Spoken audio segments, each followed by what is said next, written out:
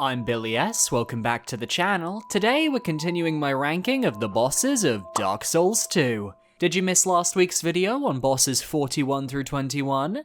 Click the card in the top right corner, or check the top of the description for a link. And if I could have a moment of your time, only 2% of my viewers are subscribed. Let's rectify that. I'm trying to reach 10,000 subscribers by the end of 2023, and you have the power to help. So parry that subscribe button and you'll get weekly Soulsborne and gaming content. Now, without further ado, my top 20 Dark Souls 2 bosses ranked, and be sure to tell me your favorite bosses in the comments. We ended the last video with the Throne Guardians in Aldia, so it only makes sense that straight after them is the Queen of Drangleic herself, Nashandra, the main antagonist of the original Dark Souls 2 and a potential final boss. Her introduction is intimidating, and her scythe is looking mighty sharp. I'm an absolute sucker for scythe wielders, I must say. As a shard of Manus, Nashandra lusts for power, awaiting the bearer of the curse, who upon reaching the throne of want and slaying its guardians, has proven themselves to have a soul powerful enough for her to claim. Yet it seems years upon the throne have allowed her power to wane, because she's about as weak as any other boss in Dark Souls 2 if you know how to circle strafe. Her main gimmick are the curse orbs she can summon, which will slowly build up your curse meter as you approach. In Dark Souls 2, getting cursed applies a hollowing level to your character, causing you to lose your health and your human form. As such, if you're not careful, you can find your health cut in half before the end of the fight, though if you're like me, you can outdamage Nashandra long before that comes to pass. Her other main attacks are a series of close-range scythe swings and a long-range laser attack, which is the easiest to punish. Comparing her slower-paced moveset to that of Gwyn or even false King Allant Briar, it's like she's fighting in slow motion and we're sped up. But she beats out Aldia just barely because, unlike in his fight, you get to control the pace as you can damage her at any point, which I personally prefer. Laying in wait at the end of the Shrine of Amana, the Demon of Song is a boss that I can't help but enjoy for its aesthetic design. I've always been a fan of amphibians and water, so the Shrine of Amana always appealed to me visually as an area, and the Demon of Song being a demon hidden inside the corpse of a frog is one of those incredibly fucked up design ideas that appeals to the horror fan inside of me. The boss isn't anything to write home about, sadly, using a large series of jumps and slams to lay waste to the bearer of the curse. I love when it uses its water spit move, because I have a thing for cool agua attacks. And I appreciate that aside from that, it's a simple moveset. You know, you've just got through the Shrine of Amana, one of the roughest areas in Dark Souls 2. Nobody is looking for a hard fight. I think we were all grateful that the Demon of Song was pretty easy. It does commit the sin of hiding its weak point throughout the fight, being that smackable face. But in this instance, I can actually forgive that gimmick, as it gives you ample time to attack when you're vulnerable, and if you dodge back after each attack, you've got ample window. And I just love the animation and idea that this creature is pulling down the folds of this frog corpse to shield itself from you. Rule of Cool goes a long way for me as it stands. Demon of Song could have been higher on my list, but its lore lands on the extremely generic side. Being a demon who craved flesh, what a novel idea, and thus was locked away in the shrine. It's implied to have killed the Milfinito you find right before its boss arena, and has stolen its voice, but I feel like they could have gone full siren with this creature. Instead of having it trapped at the end of the area, have it follow and watch you through the waters as you progress through the shrine.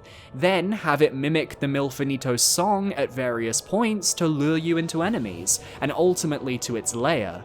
You can't tell me that wouldn't have been more interesting than what we got. An icon, a legend, and truly the moment, Mitha the Baneful Queen gave herself permission to slay the world. Obsessed with makeup, she rivals Trixie Mattel in the search for beauty through skincare, but found herself in a loveless marriage with an unknown king whose love was reserved for another. And while we don't know what led up to her beheading, we do know that after she was beheaded, every gay in the land was probably asking her that same question, "How's your head?" To which she promptly would blast them with magic. What a G-O-D-D-E-S-S! That bitch is a goddess. When we find Mytha, she's taken to the Harvest Valley, wholly devoted to her poisons and utilizing her puppetry skills to create mannequin servants. I really like the extra addition that all of the mannequins have had their faces removed, because Mytha knows that she's ugly and she can't bear anyone to look upon her. Her boss fight can go one of two ways. Either you enter her fight without clearing out the poison, to which she will promptly go Britney Spears toxic on your ass, or you do the meme and you burn down a metallic windmill with fire to clear the poison from the inner arena, giving you a much easier fight. Mytha can briefly heal even in this secondary arena state if she slithers into the poison surrounding the main platform, but it's a minor heal I can get behind because her fight isn't terribly challenging outside of her spear attacks that I always find hard to dodge. But that's just because I hate fighting anything with a spear moveset. When we get to Dark Souls 3, I'll go into more detail. She has so much personality in her attacks, what with her magic soul arrow firing from her decapitated head, her grab, which I didn't get to see in my playthrough, which is this boa constrictor style snake squeeze, and I love the attack where she just throws her head at you so that it explodes at your feet. If Mytha had a bit more health, I think she'd actually be one of my favorite fights in Dark Souls 2, but I can't ignore that new players will not think to burn the windmill, and will have to fight a much more unfair variant of our baneful queen. Prior to my 2022 replay of Dark Souls 2, I used to consider the Executioner's Chariot a top 10 boss. Then I died a rather large amount on both the boss run back and in failing to kill the necromancers in the arena, and I became disillusioned with the chariot. Only for this playthrough, where I still died on the boss run back, but I actually beat the chariot in my first attempt once in the boss room. There's something incredibly satisfying about knowing how to dodge through the spiked wheel of the chariot when it comes past, and with a strong enough or fast enough weapon, the necromancers should be a cakewalk. This is then followed by the second phase where you battle the horse of the chariot. And I'll admit, I struggled a little bit with its moveset, I'm not sure why, but I did like the challenge. Going from loving this boss to hating this boss to enjoying this boss all over again is part of the Dark Souls 2 replay experience, it seems. And I have to respect the gimmick, as it feels like a lost Demon's Souls boss found its way into Dark Souls 2, but I mean that as a compliment. I also love the lore that the horse, twisted by the ideals of its master, the Old Iron King, continues to endlessly slay the undead that are constantly revived by the hollowed necromancers. The Old Iron King may have been able to prevent the undead curse, but instead chose to lock away the undead in a purgatory of his own making. And I feel the same about this boss's boss run back, a true purgatory, one of the rare instances where I'm taking that into account. Who felt placing that many executioners before the boss was a good idea? And why does their aggro range feel inconsistent with each run? And why don't they stagger?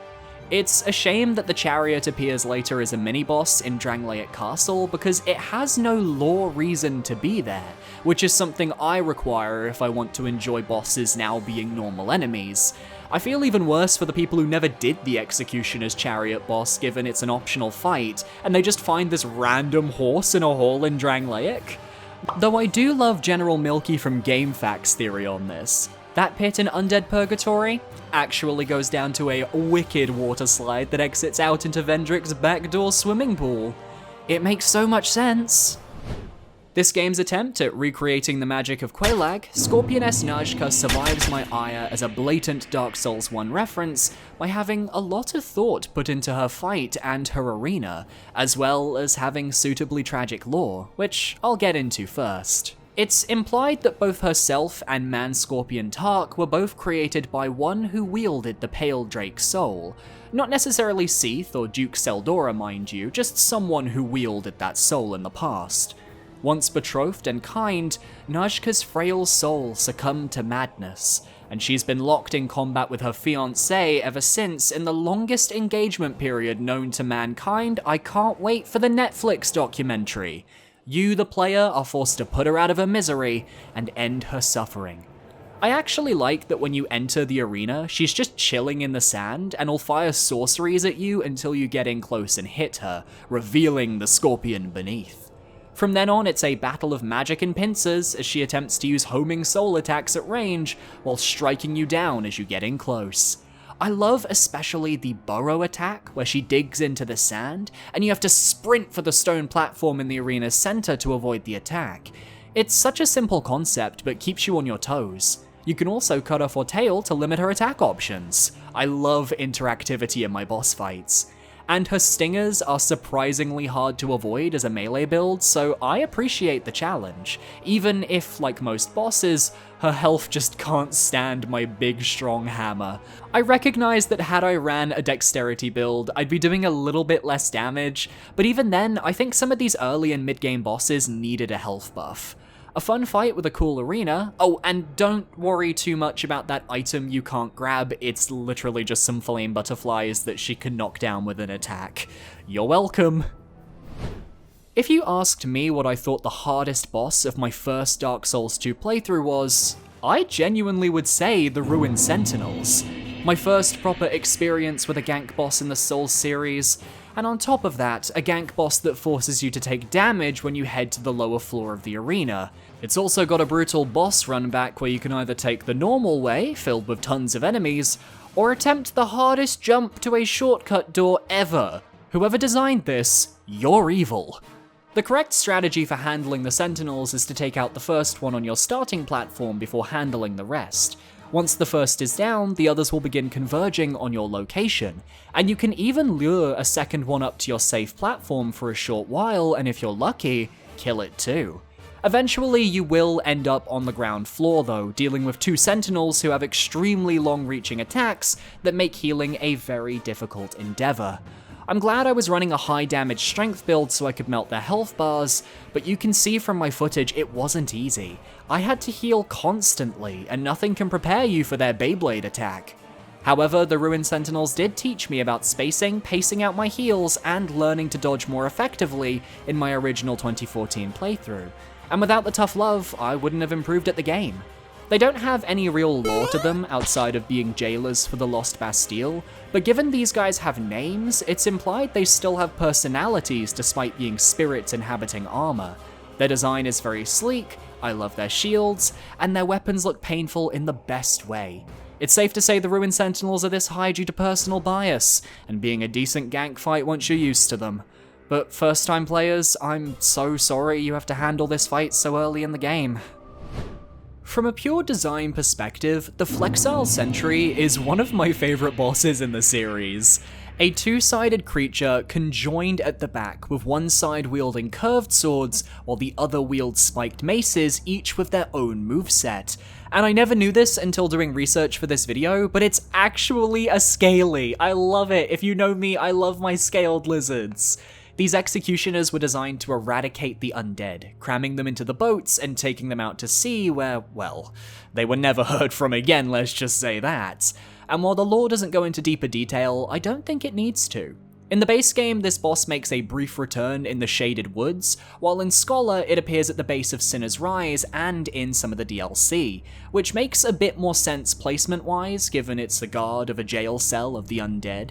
As for the boss fight in No Man's Wharf, you know, the part that this segment is based on, you're forced to dodge and avoid its slicing, slamming attacks in the underbelly of an ancient ship, while the room continues to fill with water. If the battle takes too long, your rolls become slower and it gets harder to move. And I was convinced the room would fully fill with water when I first played and I'd drown, so that certainly added to the tension. While the fight is fairly simple, Flexile Sentry stands above most of the Dark Souls 2 roster on sheer creativity alone, and is potentially the second boss of the game if you went to Hyde's Tower of Flame first, and in that case, it's a suitable challenge.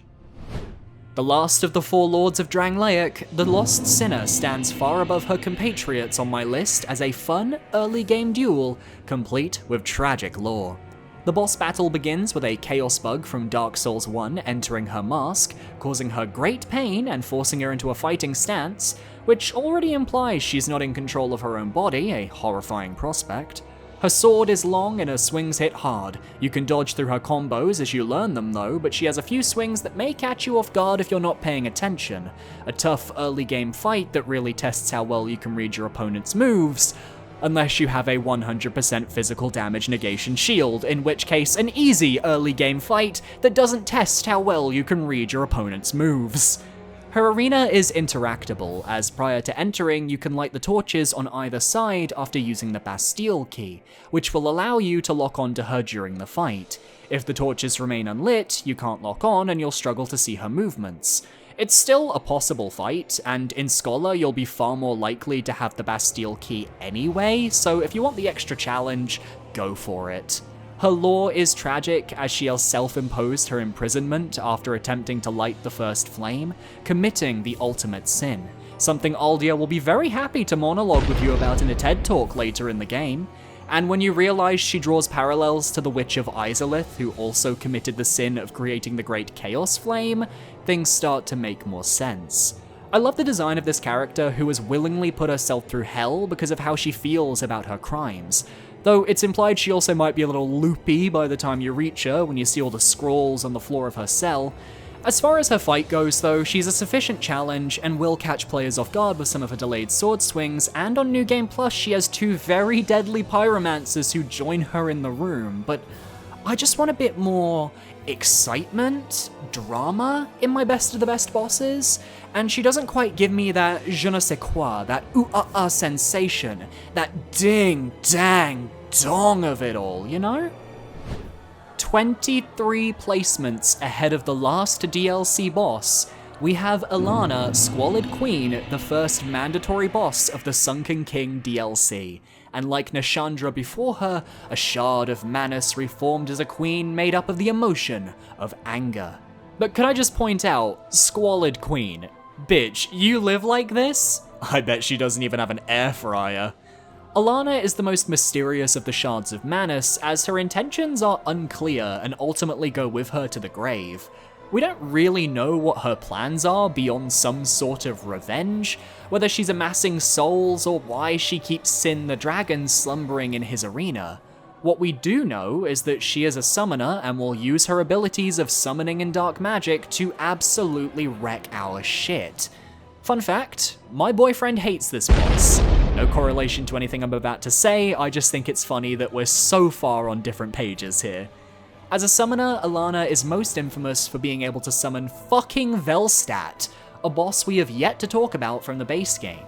And while his health is obviously that of a normal enemy, the fact that we have a big chime bell man running after us while his waifu blasts us with dark magic is trauma-inducing. If you can kill him before he fully spawns, Ilana then becomes much easier as a result, until she summons him again! She can also apparently summon the pigs from Majula, though that never happened to me, but that truly is the sign of an evil individual. I like that even when she's not summoning aid though, she's still tough to fight. Her magic attacks are well telegraphed and fun to avoid, especially her flame explosion attack, and her dark attacks are cool and highlight her connection to Manus.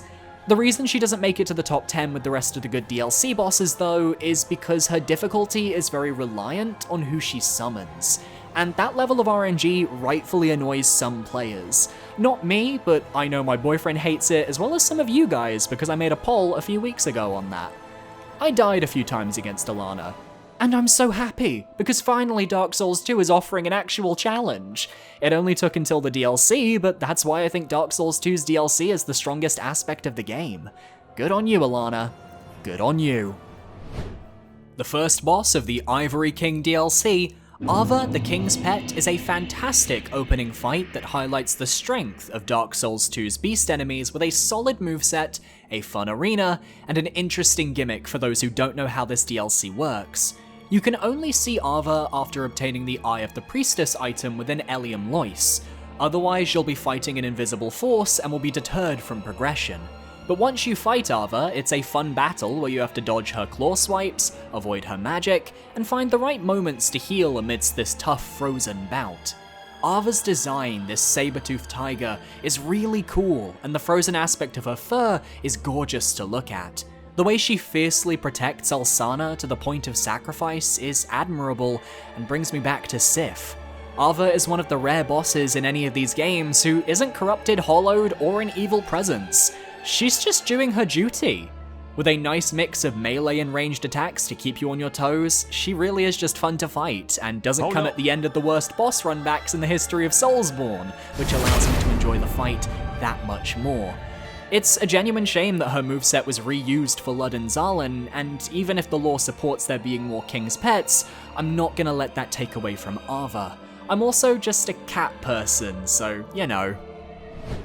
We made it to the top 10, and starting it off, we have a brilliant fight locked behind the most infamous base game sequence in Dark Souls 2.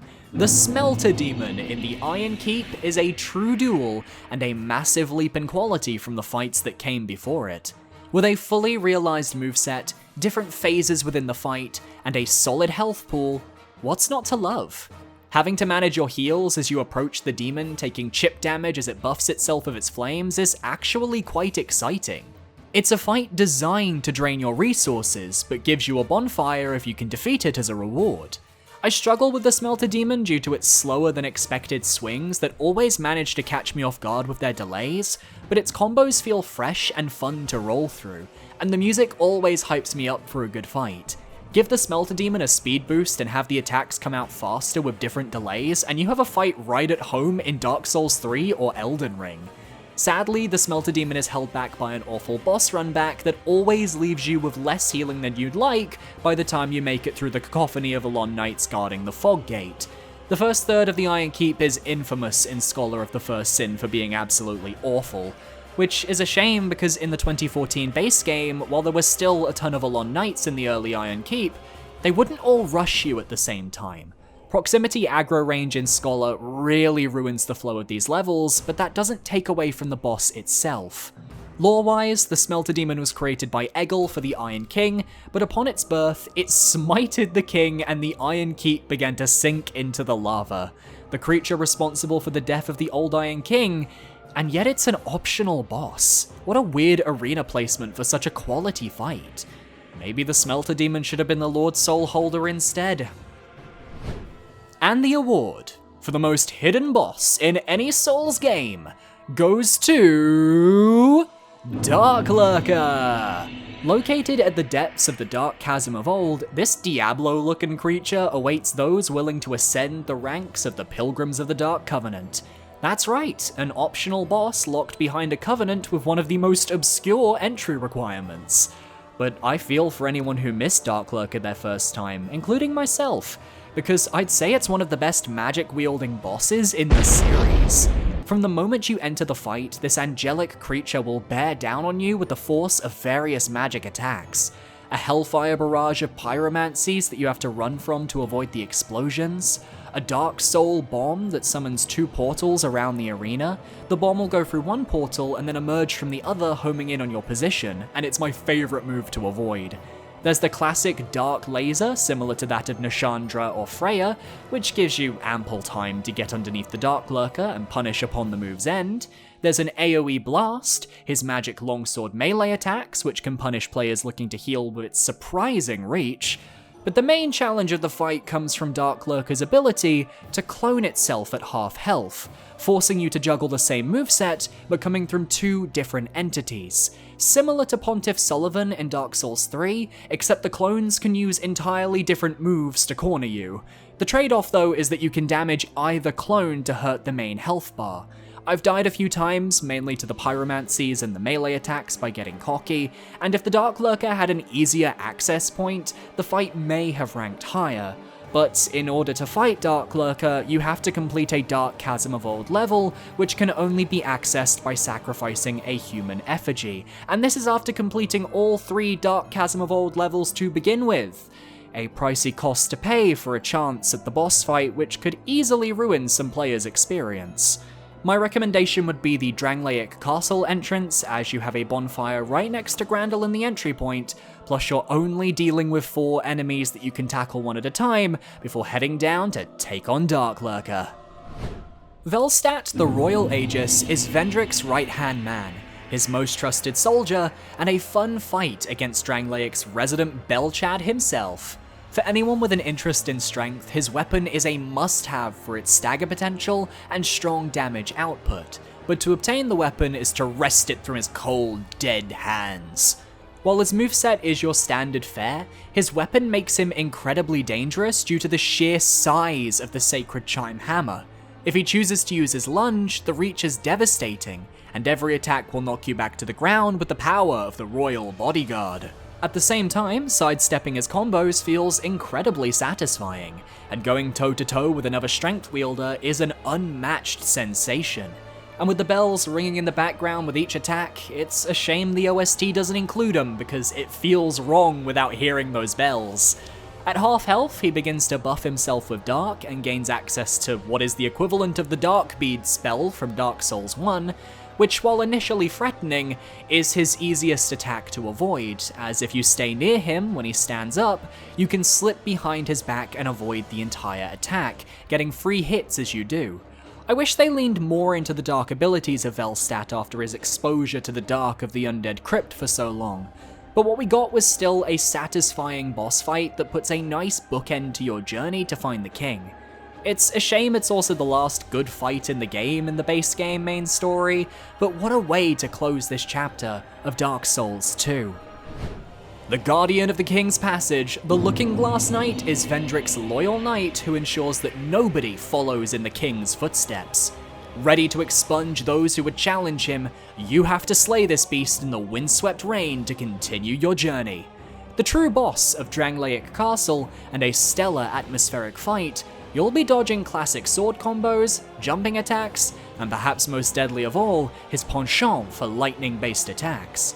You could get a lightning beam shot in your direction you have to dodge, or maybe a lightning cone where he fires various lightning balls in your direction. Maybe he'll just do a lightning-infused spin that you can dodge through to do damage. Whatever the case, his lightning attacks can be quite devastating, and unless you make distance, you won't be healing at all. Perhaps the most unique aspect of his fight, though, is his summon ability through his shield. Slamming the mirror shield on the ground, the Looking Glass Knight can summon either an NPC or a human invader to fight for him. I got the NPC as I was playing on PS4 without PS Plus, but if you get hit by an invader, that's like having two bosses ready to slay you, and you know the people who are getting summoned to invade you are good at this game. They would not be wasting their time otherwise. If it's the NPC, you can focus the new enemy down fairly quickly and resume the fight. It's a nice juggling act and a rare boss battle where the invader system actually works really well. I'm usually not a fan of player versus player boss battles, but by the time the enemy player is summoned, the boss is already under half health, making the fight more bearable and putting the pressure on the invader, not you.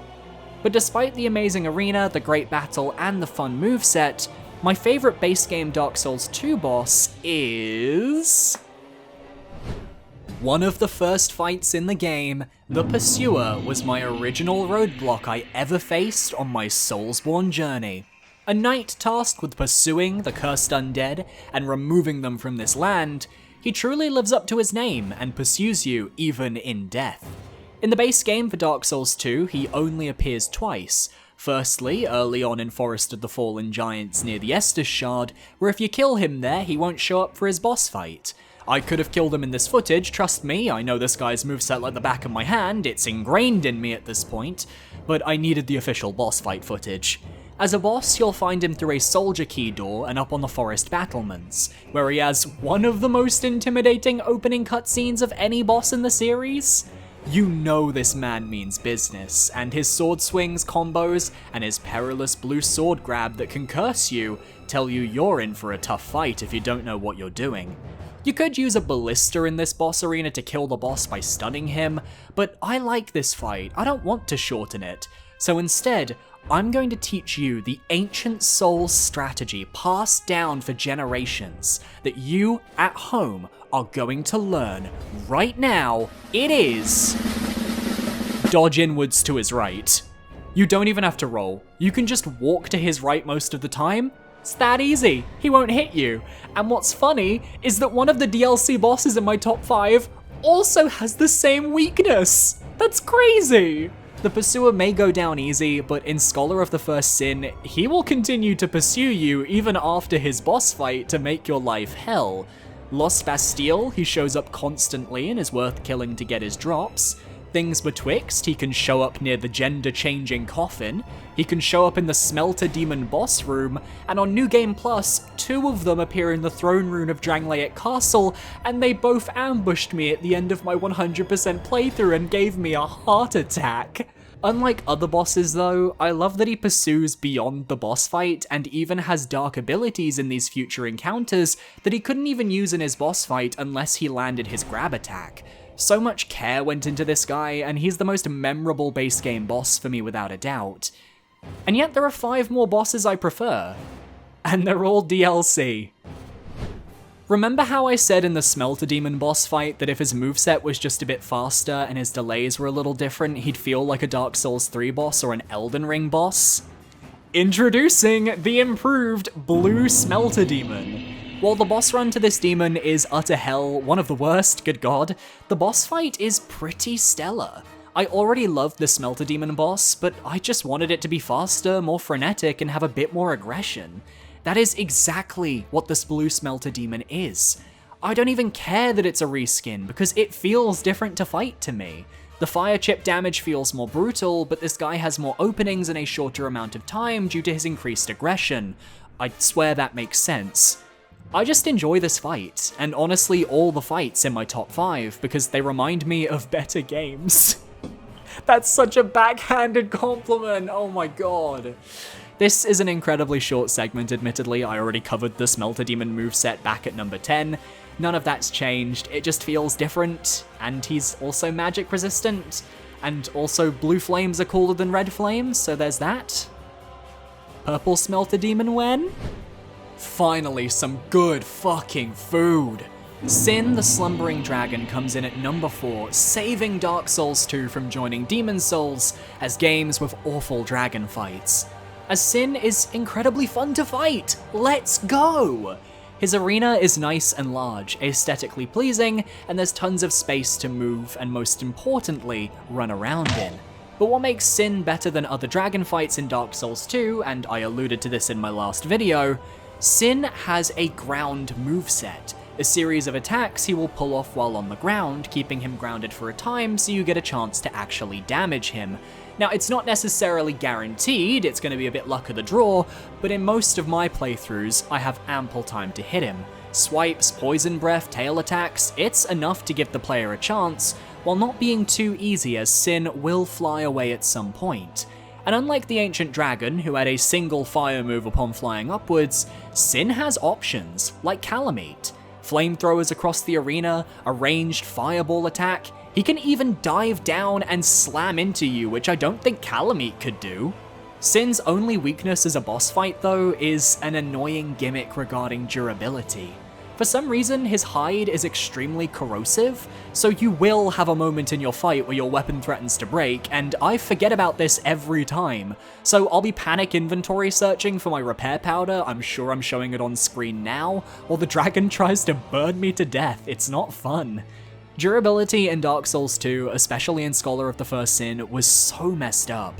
It just isn't a mechanic that needs to be a thing anymore, we've moved past it, and I'm glad. As for his lore, Sin sleeps in the depths of Shulver, and a temple and town was built around him to worship him.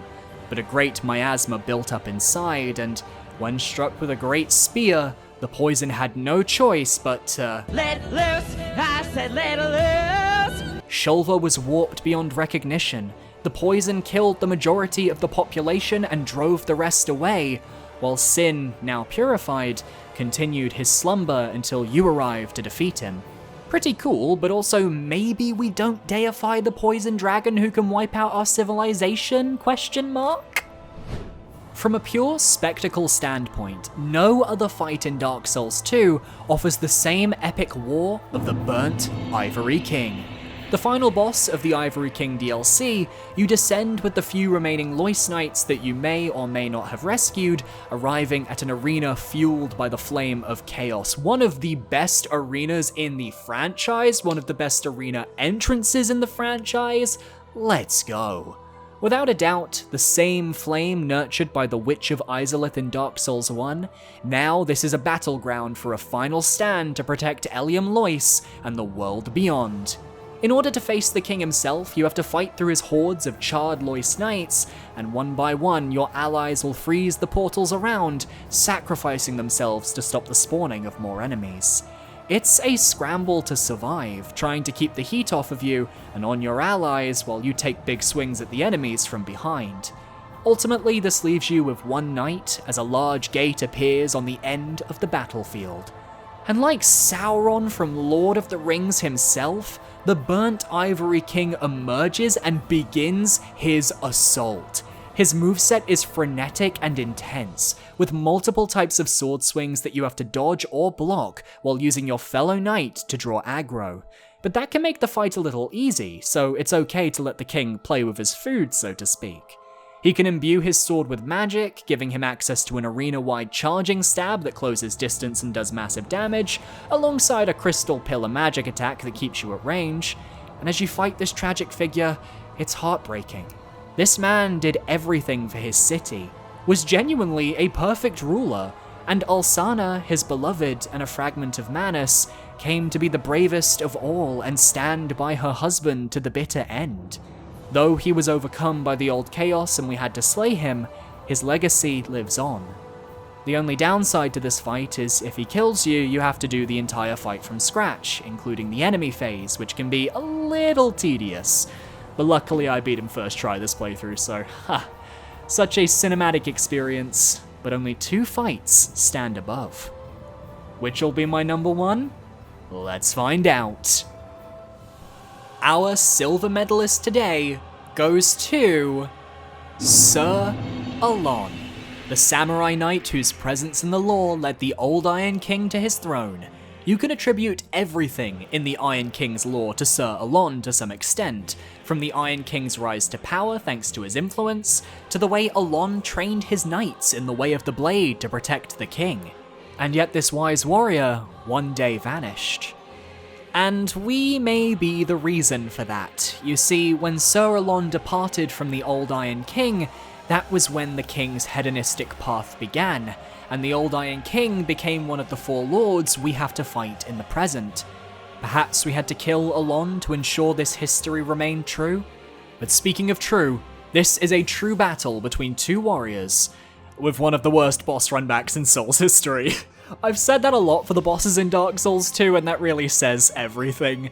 The gorgeous, polished, reflective floor of the arena, leading to an orange, sun-kissed sky, and Alon sitting in full armor at the center of the room, clearly expecting someone to come.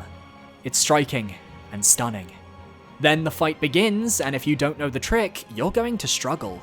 His moves are faster than anything else in the game, and your reaction time has to be perfect to dodge his stabs and thrusts.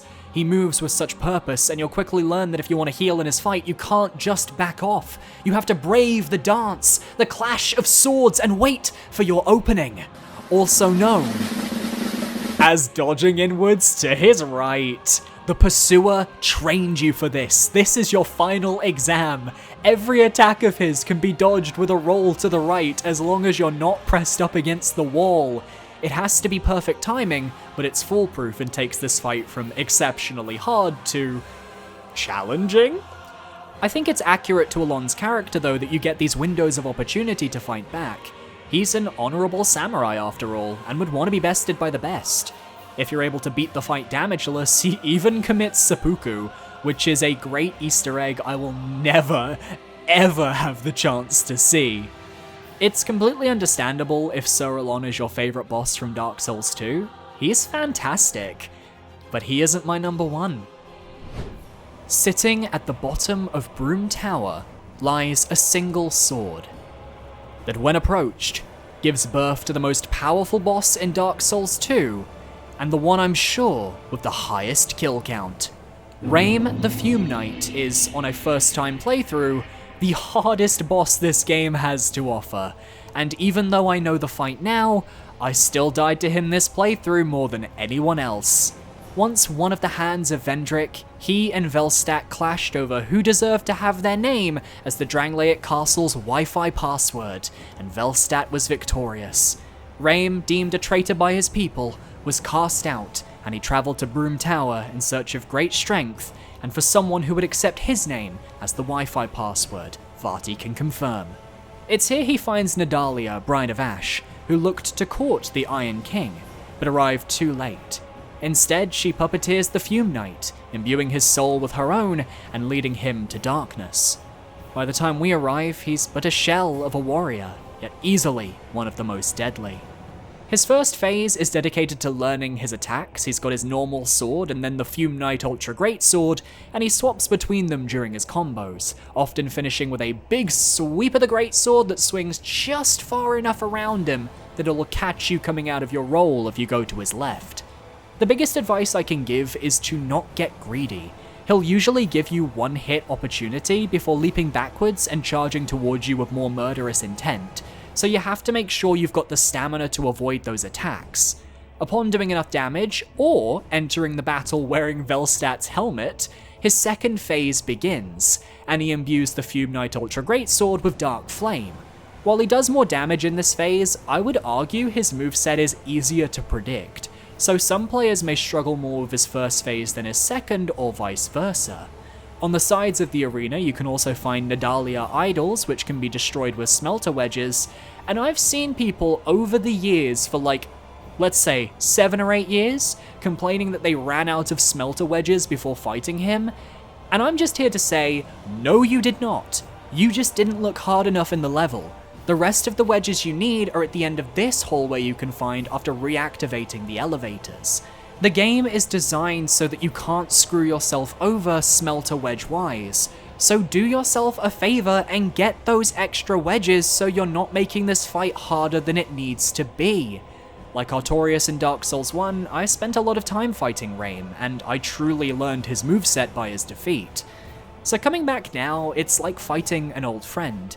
Maybe the shoe doesn't fit quite as well, but a bit of wear and tear never hurt anybody, and with that good-looking armor of his, the Fume Knight earns the top spot on my list. Well done, mama! Oh boy, that is all 41 bosses from Dark Souls 2 ranked. Who is your favorite boss from this game? Leave your thoughts in the comments below, and don't forget to parry that subscribe button for more content very soon. I am not looking forward to having to rank the areas of Dark Souls 2, there are so many. My socials are on screen now, feel free to follow where you feel comfortable. I recommend my Twitter. A massive shout out to my patrons over on Patreon, you guys are awesome, and I'll see you next week for another video. Adios!